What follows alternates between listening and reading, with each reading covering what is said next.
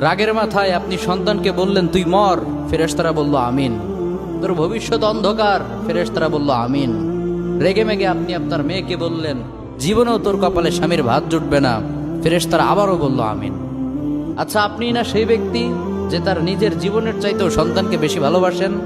আপনি না সেই ব্যক্তি যে তার সন্তানের জন্য হাসতে হাসতে নিজের জীবনটাও দিয়ে দিতে পারেন?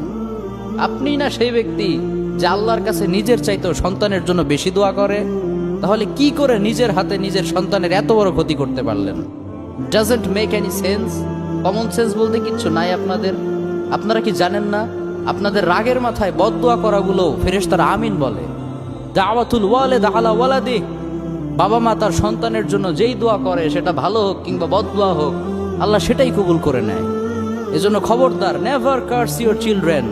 রাগের মাথায় কখনো সন্তানকে অভিশাপ করবেন না। খুব বেশি রাগ উঠে গেলে তার জন্য উল্টা ভালো